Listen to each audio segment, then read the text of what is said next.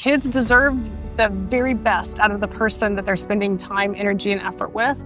And our educators deserve to be revered, well compensated, supported. Yes. That's what the profession is worthy of. And we are not investing in the people that are spending so much time with our children. Hi, and welcome to Speaker Life. I'm your host, Leah Whitford, and with me today is Annalies Corbin. Annalies, welcome to the show. Thank you so much for having me. I'm grateful to be here. I am so excited about this show. For those of you who don't know, Annalies is all about education, and I'm going to let her unpack what she does because it's so unique. Can we talk about what you're doing right now in regards to education? Sure. The work that we're doing right now is really all about reimagining what could be possible. We know that the current global education system is not broken. It's working and functioning exactly as designed 150 years ago. What the problem is, it's obsolete. It's no longer relevant. It's not what we need. It's not what industry needs. It's not what our communities need. And it's certainly not what kids need. So our work is really all around helping local communities, schools, individuals, families, and kids imagine what if. I love that. And with today's technology, these kids are so brilliant. Mm-hmm. I mean, they're going to get bored. I know my kids got bored. Mm-hmm. If the education system is failing them, what's going to happen to our future? Absolutely. And that's the question that we wrestle with every day. And the reality is kids today have not lived in a world without the smartphone. They are very connected. They think very differently. They're processing information in ways we've never seen generations process information before. And yet we're trying to put them back into a very traditional educational system for many years of their lives, at least 12 to 13 years for most. And if they go on to post-secondary, that can be extended even longer. And we've made very few innovations in the way we think about teaching, learning, and work of the future, and certainly about the way we do or do not link learning to the lives these kids are living right now, but more importantly, the lives that they're going to be living in the future. Well, and I don't want to get political, but I'm sorry, but they just slashed education funds in Washington. Mm-hmm. And then I look at all these lawmakers that are in their 80s and they don't even know what social media is. They barely can use a cell phone. And these are the people that are making these decisions. What are you doing, and how can parents and school systems work with you?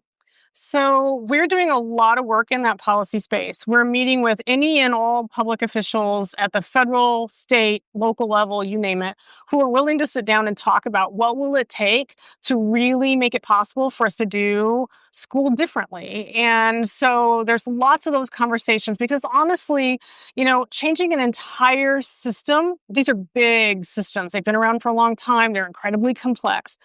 Systems work is really difficult work, and it's slow work. We all know that. So, we're focusing a lot on where are the small wins. And honestly, small policy tweaks at the local and state level are going to be the fastest way to change the work that we're doing. So we're doing a lot of that work. And then the other piece of the work is trying to work directly with schools or with families. And so, we have folks that reach out to us on a regular basis. You can find us at PAST Foundation, PASTfoundation.org. And we run summer STEM programs. We run a lot of out-of-school programs. And, our goal is to help kids find their passions, those things they love dearly, let them explore them deeply so they can figure out whether or not that could be a career. And if it's not a career, that's okay. At least that child has had the opportunity to really, really dig in and learn about something to the point that they figured out, hey, I do want to do this, or more importantly, that's not what I want to do. And then they have the opportunity to go try something else. That is really, I love that. And that's the way it was in Europe. Mm-hmm. They would figure out what the talents were of the children and then kind of place them in school accordingly. I have never believed in, treating all the kids the same way. And, right. They are individuals. You kind of want to play into that, but then throw technology in. Right. Now you're speaking at schools. Can we talk about where you're speaking and some of the topics? And I know we have event planners that watch this show, so I want to talk a little bit about what you speak on. And do you speak to colleges? Do you speak to high schools? Can we talk about that? Absolutely. So I speak at all of the above. I speak at a lot of conferences and educational sort of endeavors or organizations, but the majority of the places that have the most meaningful opportunity to really sort of speak and share the work is at universities. We know that one of the key elements to changing the K-12 educational system is we have to change the teacher prep programs. And universities, like education systems, are sometimes really, really slow to evolve, to make the shifts that we need. And we are still largely producing educators, first year teachers, who are not being taught to really, really engage kids in the way that they need to today. We're still using those same processes. So lots of educators. And then the other place that I spend a lot of time talking is at industries that want to change the sort of workforce pipeline. So corporations or industries that recognize that we really need to start early and often in figuring out how to get people pipelined into the careers that are possible at those companies. Absolutely. One of the things that I was really excited when I found out we were going to be talking was because my daughter has her master's in special ed. And she just left the industry. That makes me so sad. Well, and I just interviewed another woman recently from Ireland who is also 15-year teacher who left the industry. And I spent time in China, and the way they teach or the way they work with their teachers, and they really elevate their teachers in China, and they're revered. And we just don't do that. We don't give teachers support here. We don't. And it's really sad. And I think, and this is just my theory, but I think that one of the reasons this has happened is that the profession of teaching in the United States used to be a very revered position. We honored our teachers. They were a great status in our communities. But over time, that has really, really shifted. And it's almost as if the profession of teaching has shifted from a white collar, if you will, profession to a blue collar profession. Sometimes I go into schools and the educators are wearing dirty t-shirts and sweatpants to show up to teach that day. And it's happened more than once. And I will say the majority of the educators that I see, they're professional, but we're not making the teaching a profession in the same way that it used to be. And I think that it's having a negative impact on everybody participating. Kids deserve the very best out of the person that they're spending time, energy, and effort with. And our educators deserve to be revered, well compensated, supported. Yes. That's what the profession is worthy of. And we are not investing in the people that are spending so much time with our children. That is terrifying to me. I mean, we think about, well, and I feel bad for the teachers too. I've had conversations with my daughter.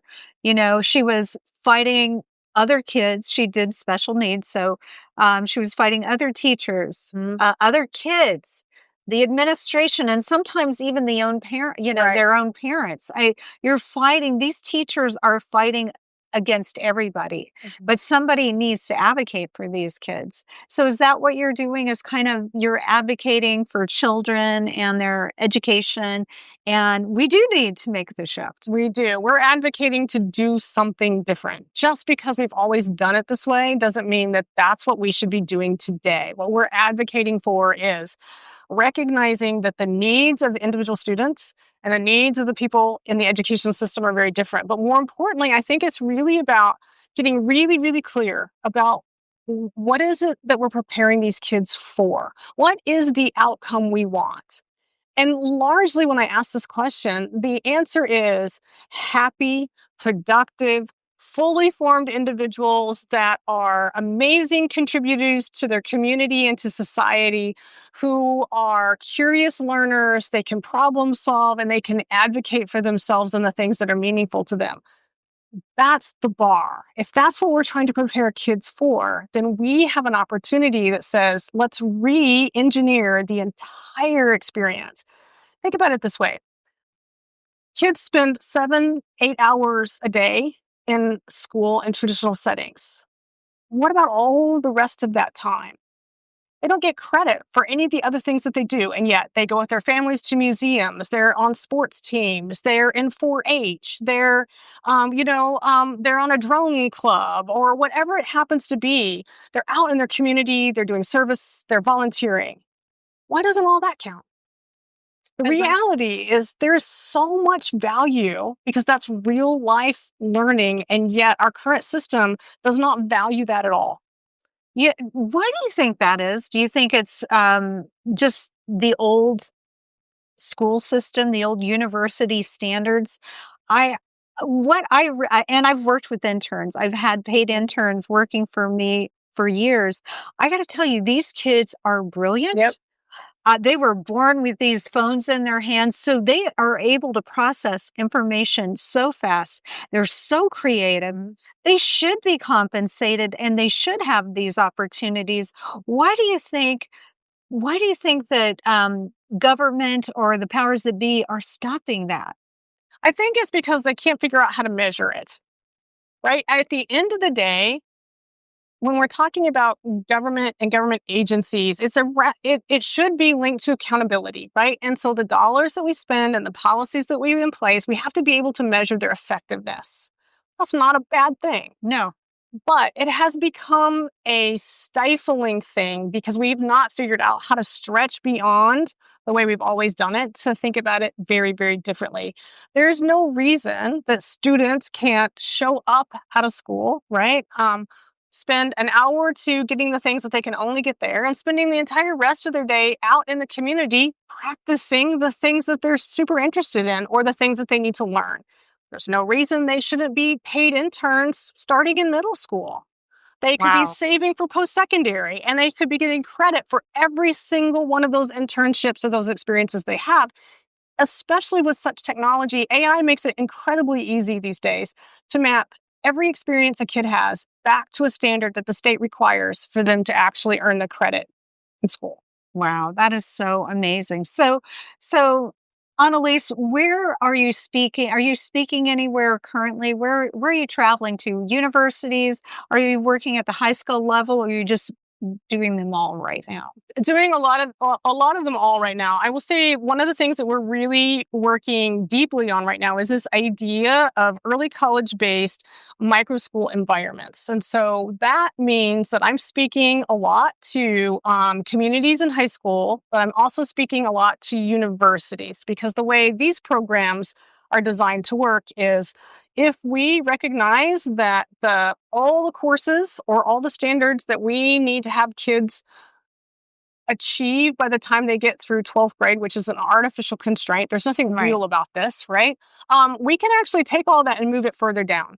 We have this notion that kids aren't capable of lots of things until a certain moment. Oh my God, they're capable really at a very early age. I think right out of the gate. I think so. Oh my gosh, they're amazing. And so if we give them the freedom to be able to take all that learning and take it as they want and need it, what we found is it's deeply accelerated. And so you can actually get a kid all the way through their high school content by the end of their sophomore year or 10th grade. That means that we have 2 years when they're still enrolled in the presumably nurturing environment that is that K-12 space. Well, why not let them start taking post-secondary credit?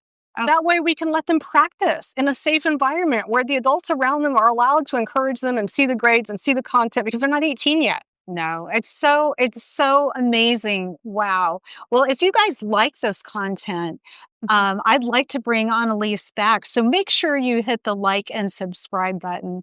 We're just about out of time, but one more question. Sure.